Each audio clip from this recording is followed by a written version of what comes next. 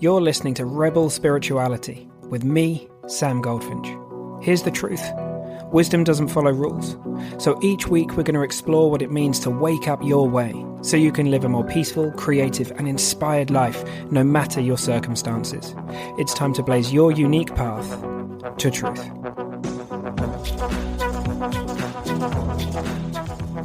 Hey friend, so I just wanted to take a minute or two to set some context around today's podcast, around the recording, as it comes from a summit that I spoke at recently, which my good friends Deb, Beck and Lou put together, and it's connected to a wonderful conference that they host each year in the UK, which I have the pleasure of being one of the keynote speakers for on stage this year. So it's from Wednesday the 4th to Friday the 6th of March 2026. I'll put all of the details for that in the show notes. But I just wanted to mention that because what I'm putting here is the recording effectively of what I shared on the summit. I really wanted to put this out there so you get a hit, if you like, of what's going to be happening at the conference. And also just because it was just a really cool topic. You know, it's okay to make mistakes. I really enjoyed riffing on this, and it was pretty free flow for kind of half an hour, 40 minutes or so. So I'd love to, have this out there for more of you to, just see if you hear anything from it. Okay, that's it. I'll hand you over to Deb and Beck as they introduce me at their most recent summit. Well, welcome everybody. For those that have joined us for some or all of the summit so far, it's lovely to see you again. For those that this is your first session, no pressure, Sam, make it good. It's lovely to see you all. It's great to have so many happy smiley faces. If you did want to turn your camera on and show us your smiley face, that's always welcome. So please do. You're in a very safe and welcoming space. So I'm really pleased we've got Sam with us this afternoon. He's going to talk to us on the topic, it's okay to make mistakes. And we have made no jokes in the background whatsoever about what that says about Sam. No jokes here. No. So just before I hand over to Deb and Sam to take the floor, I just want to remind you that this summit is all part of our annual in-person conference, which happens in North Devon in March. And there's still plenty of time to get your ticket and be in the room. So if you do love this event, the online version, I can guarantee you the in-person version is even better. And Sam is actually one of our main stage speakers. So This might be the deciding factor. Again, no pressure. Piling the pressure on. Look at this. Bloody hell. No, I'm just kidding. We have a fantastic time in the room together. So if you want to know more, please do check out the webpage. I will be popping that in the chat box, and it's on all the emails. And you can absolutely email us and ask any questions at all, because we love to interact and connect with you all. So on that happy note, Deb, Sam, it's okay to make mistakes. All yours.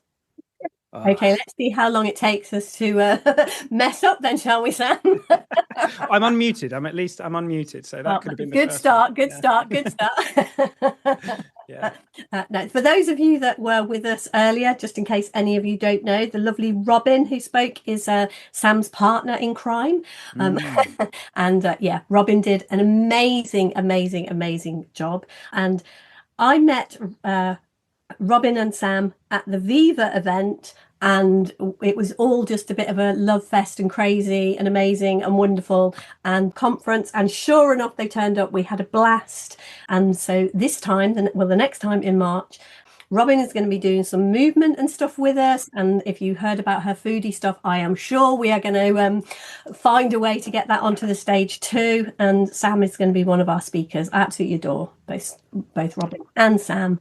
And I just know he's going to do an amazing job of sharing with us today about what he has seen around mistakes. That's so sweet. Thank you for that lovely intro. And thank you for having me. I love to be a part of anything you lovely people put together, so. Oh, can everyone hear me all right? Is my microphone okay? All that stuff? Yeah, good. Okay, awesome. Right, well, I have to admit, I said this to Beck and Deb. I said I was pretty shocked, to be honest, when I got the title, because when I first read it, I thought to myself, why have they given me that, given that I'm a perfected being and I've never put a foot wrong in my entire life and never made a mistake? But after I got over the initial shock, I thought to myself, no, fair enough. And I guess I didn't tell you this, Beck. I might get in trouble for this, but I might need to change the title a little bit live to something more akin to mistakes don't exist or something like that. But we'll see, because I really liked the title, and then I thought I'll spring that on us all in the moment, because what I really want to do is bring, we'll see how we go. We'll meander through a bunch of thoughts and whatever shows up in the moment. But, we'll cover 2 or 3 potential frames for mistakes, one of them being that they're inevitable. Like, good luck trying not to avoid them, all that kind of stuff. Another one being that they're a learning, that there really is some power and insight within them, which I'm sure something that we've all come to see. And the third one being that perhaps they don't even exist, Perhaps if we zoom out to an even more broader perspective and a broader level, perhaps perhaps they don't even exist, right? Yeah. I'm all full of energy. It's so lovely to see there's all these new faces and all that kind of stuff. And I really want to call it out because one of the mistakes that I've made many times in my life is trying to hide things or try to prove things. So like I've got all sorts of energy in my system because I love doing this, but I notice that my body usually does this. It usually throws a bunch of stuff up for me to feel when I'm talking. And I'm totally okay with that.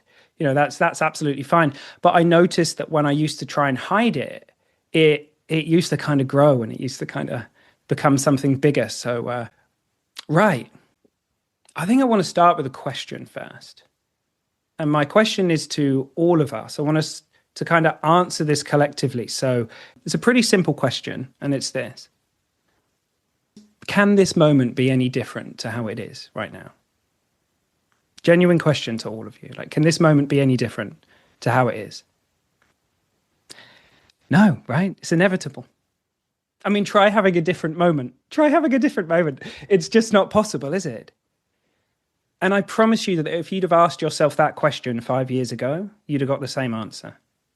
And if you'd have asked yourself that question 25 years ago, you'd have got the same answer.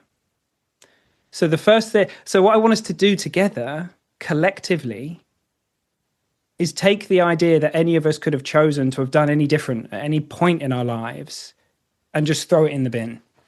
Because to be perfectly honest with you, that false belief, that misunderstanding, this might sound hyperbolic, but I don't think it is a plague on people's mental health as far as I can see. The idea that any one of us could have made a different decision is not only false, but it's a huge weight to carry. And, many of us will have heard Sid Banks used to say, or he said on a number of occasions, we're all doing the best we can with the thinking that looks real to us. Often you'll hear me say that we're always doing what makes sense at our current level of understanding. And that truth is one of the most freeing things that we can come to see. So the biggest frame for all of this, for every single one of us here, is to take that idea and throw it where it belongs in the trash, because we can torture ourselves with the idea that we could have done differently, or that we, mistakes, or however we relate to it, things that didn't go the way we wanted them to, that they could have been different. But I'm just going to suggest that that's absolutely not the case. It never has been. It never will be. So let's start from there. And if anyone has any questions about this stuff when we kind of wrap up, I'm very, very happy to answer them. But this moment's inevitable. And you've always been doing the best you can, even when it hasn't looked like it. All right? So I feel really connected to everybody. It's really nice. Can you feel that? It's so cool. I love that. I love that feeling, that group collective feeling. So, right, some of these frames I want to kind of share. I really want to kind of I don't know, we'll see. I was going to say take you on a journey of my life. I don't know what's going to pop up. There's one story in particular that I want to share with you all around mistakes being inevitable. And I'm going to have to take you back sort of 12, 13 years ago to Poland, where is it? Maybe it was longer than that. It may be 14 or 15 years ago. However long ago it was, I'm a fresh new teacher. I'm in Poland. Okay, so I'm pretty green. I don't know what I don't know, but I don't know that I don't know that I don't know stuff. So I think I'm quite good in some ways. I think I'm not great in other ways. I've got some kind of, grasp of it, all that kind of stuff. And so I get thrown into this school in the middle of this backwater town in Poland called Bydgoszcz. And I don't speak any Polish. Barely anybody there speaks any English at this point, And I've done a crash course. I've done basically a 1-month crash course in teaching, which is called the CELTA. And yeah, I rock up and I'm there on my first day. And on my first day, we're going to this, they called them satellite school. So we're driving to basically the middle of nowhere to teach some people in a secondary school in the middle of the Polish countryside.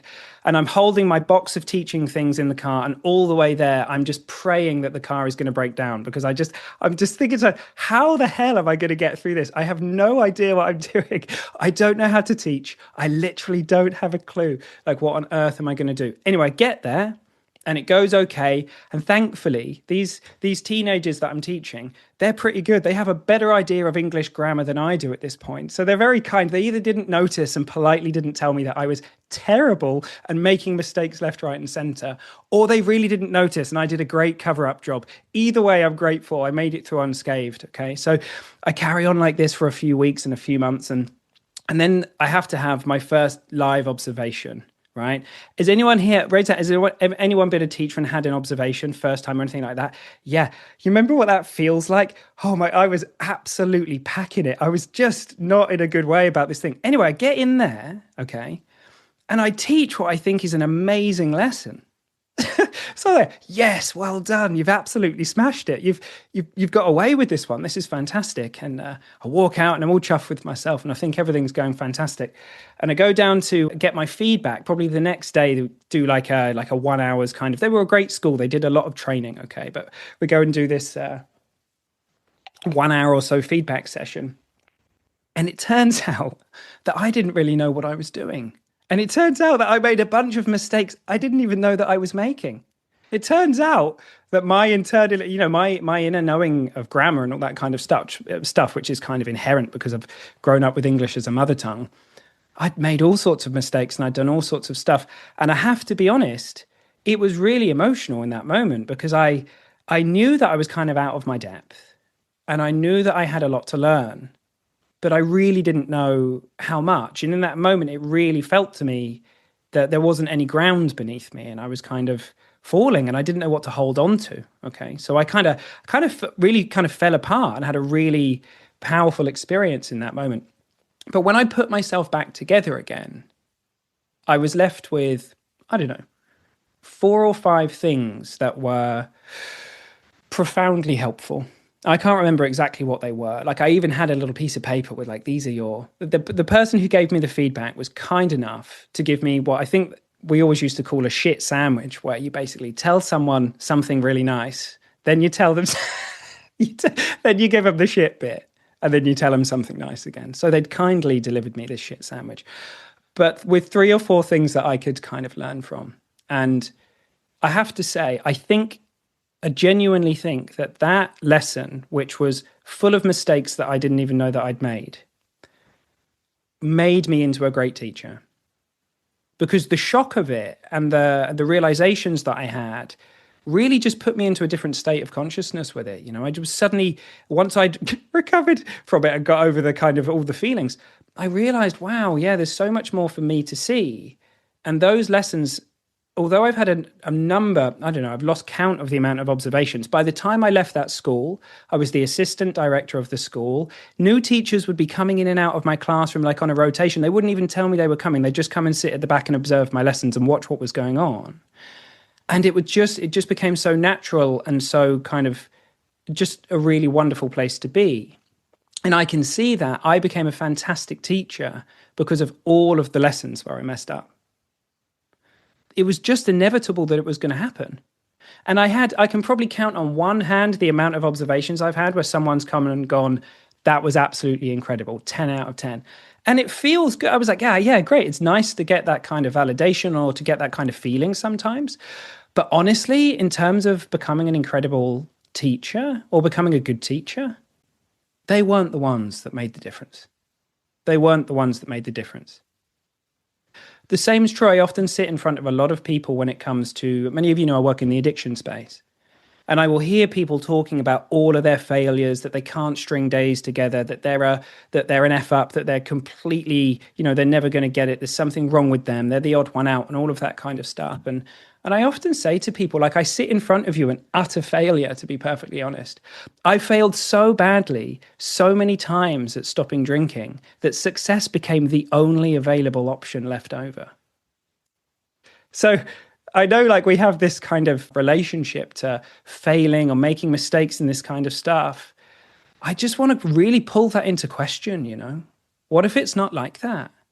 Because we think about progress as if it's linear, don't we, right? Has anyone seen that meme where it's kind of like how you want progress to be? And then it's like how progress actually is. And it's just like this big squiggly line that goes all over the show, yeah? That's what it's really like, as far as I can see. And what we write off of the moments where we think it's all falling apart or it's not working out or, you know, things haven't gone the way that we want them to go.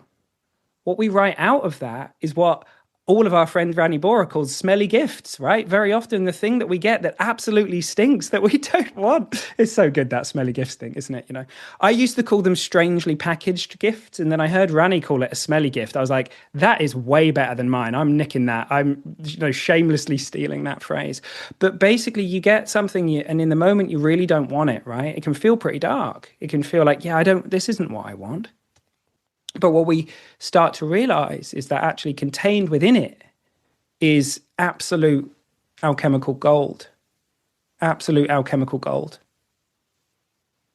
So it's funny. So in my head, these frames, I was going to talk about, you know, they're inevitable and that there's a huge amount that we can learn within them. But that it's kind of combined, right? Even the idea that we could go through life and avoid them, to me, seems like so much pressure, you know? Like we'd have a laugh and a joke at the beginning of the call, but if I had come here petrified to make a mistake, running some kind of perfection framework, the pressure of that is insane, is absolutely insane. And it's like walking on a tightrope. And I used to feel like that when I used to teach a lot of the time. I used to be so petrified I'd make a mistake. I used to rock up to my lessons 3-4 hours early, sometimes in the morning, and I used to sit and I used to plan them all out. Right? And they'd be these beautiful, intricate, handwritten. I mean, I was drinking a lot of coffee as well. I was very into coffee back then. But I was sitting there doing these handwritten kind of lesson plans. And I'd have a plan A, and I'd have a plan B, and I'd have a plan C. I'd have a plan D, but I wouldn't leave much room for me. Like I didn't know it was a poem. I didn't even think it was going to be a poem. But there's no room for me in there, right? You know, it was. And of course, it never works quite like that. We're always going to have moments where the truth of us just pours out, you know, and we just have those deep moments of connection. And I had incredible moments of connection with all of the different people that I taught over the years, wonderful lessons and all that kind of stuff. But they were limited to a certain extent because I was so scared of making a mistake and scared to kind of be in the quiet with people. I've reflected on it now and I'm like, what was I worried about? What did I think was going to happen if I ran out of stuff? You know, what was it that was so scary about that? And I still don't know if I have an answer to that, to be perfectly honest with you. But I do know that it isn't like that anymore. I know that I do sit with people on a weekly basis and sometimes we'll fall into a space of connection and maybe we won't say anything for 5, sometimes 10 minutes. But I trust that. I trust that. I know that isn't a mistake. I know that's not a mistake when that happens. And I know it's safe. And I know that mistakes are safe now. And it's not that I'm going out of my way to try and make a mistake, right? But it's absolutely fine in the moment. You know that thing I said a while ago, right? Started off with, we're always doing what makes sense at our current level of understanding. Like right now, in this moment. What I've noticed is it's easy to take that insight and apply it retrospectively to things, certain things, or to see it in this kind of conceptual way. But what we miss is that it's working right now like that. Right now like that. So everything I've said to you over the course of the last however many minutes I've been talking for is my current level of is pouring out of me. And that's true for every single one of you too. And I have moments, because I'm a human being, where I do silly things and make mistakes all the time. And something I've noticed is that when you're in a position where you're kind of sharing and you're talking about the things that you've seen, people very often put you on a pedestal. And I want to do everything I can to try and destroy that. Because it doesn't look helpful to me, because every single person is human. As far as I can tell, Sid didn't want to be put on a pedestal. And if you really listen to people who have come to see they're not interested in that, right? We can all get insecure. We can all get caught up in our thinking. It's just a human thing. You know, Sid said, insecurity is a feeling. You feel it once, it's yours forever. He didn't mean you're going to feel insecure for every single moment of your life. He meant it's not a mistake, that it's part of the human smorgasbord of stuff that we can feel. You know, it's part of it. And if you think about it, without the ability to experience insecurity, we wouldn't be able to very often move towards safety. So it has a very powerful reason for being. But what we innocently do is get all caught up in ideas in our head, and we activate things at times when it isn't necessary, when it's not required, where it's not needed. And one of those areas for me is in the area of mistakes. So what used to happen was something wouldn't go according to plan, or perhaps I'd come and talk somewhere like this, or I'd be making podcasts, or hundreds of hours of podcasts out there now, and I'd say something and I'd be in my head about it afterwards, and I'd think, how did that come across? You know, was that any good? All this kind of stuff. And I'd believe in all of that junk. I'd believe in all of that insecurity. But now I just kind of laugh at myself. Like, one of my favorite things to do if I get a little bit in my head is say something ridiculous in a shop to a cashier. I don't know why it happens to me. I'll like walk in, everything will be fine. And then I'll kind of like, I don't know, have one of those moments I'm away with the fairies. And then I'll like, something will come out my mouth and I'm like, really? Where did that come from? That's absolutely hilarious. But that may have been fodder back in the day for me to kind of have a go at I'm like, it's so funny. Like, it's so innocent. It's completely innocent. In every single moment, everything we're doing is psychologically innocent. And that doesn't mean that people aren't doing some things that we need to protect ourselves or have boundaries from, but it's a beautiful way to live, to realize that the mistakes that we've made and that we may be in the middle of, or the mistakes that somebody else has made, they're all innocent because we take it so personally.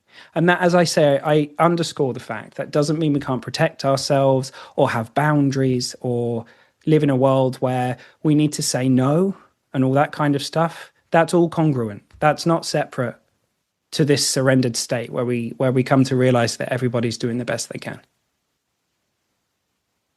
So that's kind of the first frame. They got jumbled together in our exploration, but they're inevitable.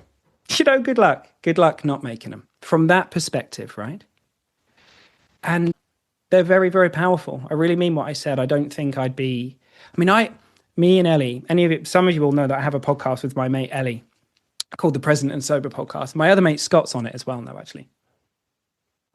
And when I go back and listen to the early episodes, which I have to do every now and again, it's like revisiting a crime scene. I listen to it and I'm like, oh God, what is this? Like, you know, it just feels, but so what? So what? What I've realized is the more I've done that, the more I've released any of that judgment, the more I've just followed my heart, the more I've just done the thing that makes sense, the more, you know, I don't have to be in my head about things like mistakes and stuff like that, because when we're in our head about something and it's all innocent, it can derail us for a while, right? It doesn't derail me anymore. And that's what's possible. Like, the idea that we're never going to make a mistake looks just not possible. But what you can throw out is any of this holding on to the idea that we couldn't have done that we could have done something else, or that we're an absolute idiot for doing that thing, or whatever it is. All that's up for grabs. You don't have to hold on to that. You know, the human experience is fluid. It's designed to be fluid. But many of us have this experience where it doesn't seem like that, right?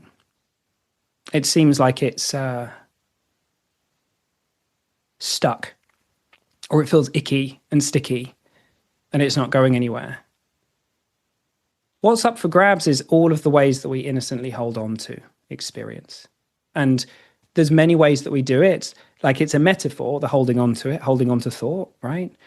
But one of the ways is judgment. We judge ourselves, or judge other people, or judge our experience as good or bad, or any of that kind of stuff. And it just hangs around a bit longer than it's supposed to when we do that. But the moment that falls away, it starts becoming fluid again. And I don't know how it is for anybody here, but to me, one of the most beautiful gifts of this understanding, of the principles understanding, is that we realize that, we come to see that. We come to see that experience is actually fluid. and it's designed that way. And so what we were throwing in the bin, if you like, was another way that we hold on to thought, all of these ideas that we think about the past and all this stuff. There's a beautiful quote from Oprah. I don't quote Oprah very often. Anyone who's been in my groups, there's a few of you here, you're going to smile because you're going to, oh, I know what he's going to say, but there's a great quote from Oprah. She said, forgiveness is giving up the hope that the past could have been any different. Now, that's not the normal way that we relate to forgiveness, in my experience. In my experience, we relate to forgiveness as something that's transactional. As in, if I repent for this thing that I did, then I can be forgiven. Or if somebody else goes through these trials and tribulations, then I'll let them off the hook and I'll forgive them, right? But I don't think forgiveness is transactional, actually. I think the question of forgiveness melts in the realization of the fact that we're all doing the best that we can. So we don't have to hold on to that. We don't have to hold on to that. And I've just noticed that that's something that can be really heavy for people. So that's the first frame. Second one, how long? God, 26. Where did that go? Have I been talking for 26 minutes? Oh my God. This is why, just tell me to shut up when you need me to. But so the other frame I really wanted to bring into this is, what if mistakes don't actually exist? Like, really? Because it seems to me that anything that's binary, anything that's dualistic is the mind, okay? And I mean a personal mind, comparing and contrasting and saying, is it this, saying, is it that? So it says it's good or it's bad, it's success or it's failure. And it works in dualism, it works in pairs of opposites. I wrote a piece recently saying, are we ever really off track, or are we just taking the scenic route? And I can see in my life, like I took the scenic route quite a few times, that's definitely the way that it went. But I wonder whether success and failure truly exist if we step back and look from a different perspective. Because as I was sharing earlier, we all know that there's been times in our lives where something comes along that feels like a mistake, or it feels like we failed in some way. But then it's absolutely been one of the most incredible things that's ever happened to them. Has anyone had that experience of like something that you've experienced and it's absolutely sucked balls? For anyone who hasn't raised their hand, I'm sure if you spend just a few minutes reflecting on stuff, you'll feel that. You'll see how true that is. You'll realize, golly, that's where so much of my learning happened. So much of my, I don't like these words so much, but personal development, all this kind of stuff. Really, that's where it comes from. And so is it actually possible to say that that's a mistake, really? Because contained within every single mistake or failure is success, like it's the seed of success. And if you continually succeed at something in the sense that you never have a wobble or you never make a mistake, or no, actually, is that success? Or do we end up with blind spots, right? So within the seed of every single success is contained failure. So it's two sides of the same coin as far as I can tell. Like there's not actually any difference between the two. It's the mind is constructing story, and it's giving us these ideas as to, but it's effectively judging what's going on in our lives. But when we zoom out and really reflect, we see that distinction collapses, and it's not really there when we look. So I mean it I really mean it. Do they really exist outside the mind? Has anyone been struck by an insight that felt something like, oh my God, there's no such thing as problems. It's all just made of thought. It's just, has anyone been like, also like your own flavor of that? Like, oh, it's all just happening, like, no way. And there's that really trippy moment where you think, oh, what does that even mean? It's kind of like one of those. Just struck by the same thing when it came to mistakes for me. It was like, wow, it's not like that. There's things that happen to us in life and they really don't feel great at the time, It's not like we're in the middle of it and it feels fantastic every single time. But you never really know. And I don't know what it was. For whatever reason, ever since, even when I was young, and I take no credit for this because I have no idea where it came from. It just showed up, insight, I guess, of being able to say, I don't really know though. Something would happen and it would seem like it was all bad or all good. But there'd always be a part of me that was like, well, what if it's not like that? What if I don't have to hold it so tightly? Because otherwise we hold on really, really tightly to the things that we think are supposed to happen. And then we try and it's all the grasping and aversion stuff, right? That we get caught up in.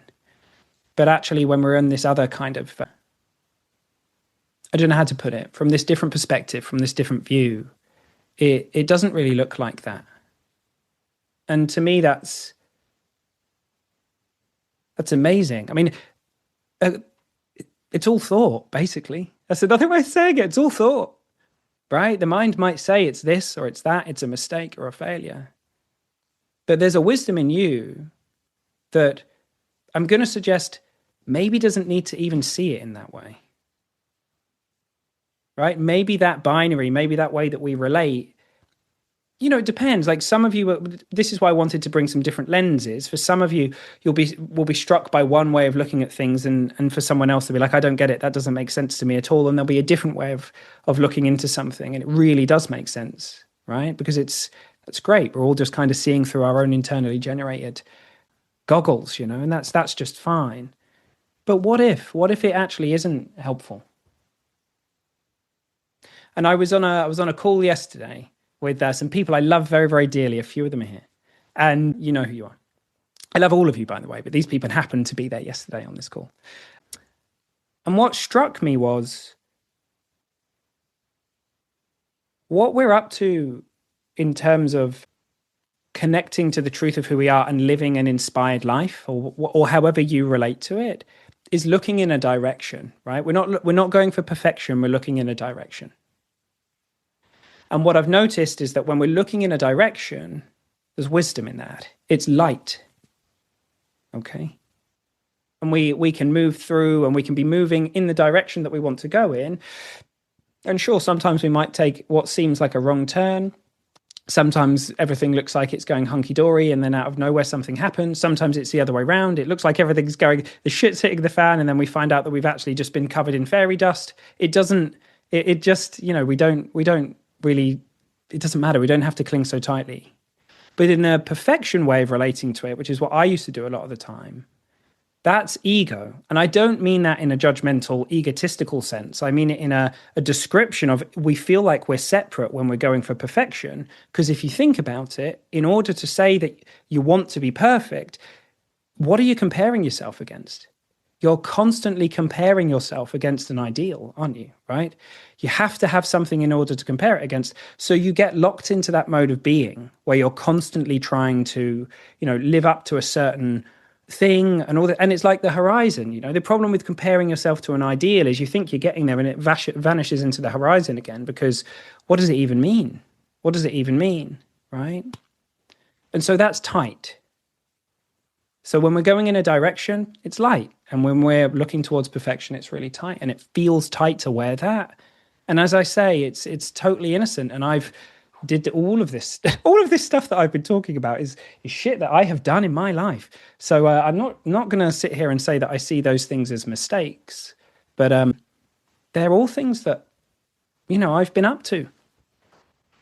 And I remember I was having just a quick reflect this morning before we got on the call, and I was thinking, what are some of the things that I could share that have really touched me? And I totally forgotten that this had happened, but I got the absolute pleasure of, I think I did about 6 or maybe 8 calls with Chip Chipman before he died, and it would have been about a year prior to him passing, and just the absolute pleasure of kind of getting to talk to Chip. And if anyone had the pleasure of that, it's kind of like just stories around the fire with your granddad when you're talking to Chip. He had a really beautiful way of telling stories. It was really quite magical. Probably it just felt like he was transmitting something. It was really beautiful, like sort of, amazing. And so he was telling me this one story, and I can't remember the lead up to it, but essentially he was in Sid's house on Salt Spring Island, and they'd been talking, and Chip, by his own kind of admittance, Chip was in his head and kind of still quite angry and all this kind of stuff, and was going through a bunch of stuff. And Sid had been listening, and then after listening to Chip kind of say what he was saying for 5 minutes, Sid turned around to him and looked at him and said, "Chip, isn't it amazing to know that you've never done anything wrong in your entire life?" To which point everything just collapsed. All of the stuff that had been there just disappeared. And what was left was the truth of us, right? The truth of us, which is all it's all there ever is. That just sometimes there's some stuff on top. And so isn't it wonderful to know that you've never done anything wrong in your entire life? And if you're trying to understand that from your mind cognitively, you won't be able to. But if you listen from your heart, or whatever metaphor makes sense to you, if you listen from beyond, like, maybe you'll hear something there. And I work in many worlds where people are weighed so heavy with the idea that they've done so many things that are wrong and that they are wrong, which is very often the underpinning innocent but complete misunderstanding that's running. And if we can, the more that any of us can come to see for ourselves that we're psychologically innocent, that we've never made a mistake in our life, and that doesn't mean that there aren't things that we might want to do differently, or that we can't have a moment where we feel like that wasn't congruent and I want to kind of show up differently next time. All of that's included. But if we can come to see this for ourselves, only then can we truly start to see it in other people. And it's just such a powerful thing for people to know when you're looking at them like that. And you can't fake it. And I don't think you can see it in others before we can see it in ourselves. I don't know if that's quite true, but there's something going on where, like, it's an inside job, right? Always. So we come to see that for ourselves, and suddenly we're just gifting that to people. So yeah, that feels like maybe a really nice place to kind of leave it, because that looks what this is all about to me. So Beck, sorry I totally changed the title, but hey ho, that's what it's not too late to take you off the conference agenda. No. You can just cancel me now if you want. That's fine. No, take it up with Deb. She channeled the subject. So no, I think that was really beautiful, Sam. Thank you. And that very last bit you just said there took me straight back to my first real massive insight around this understanding, the true knowing that all is perfect exactly as is.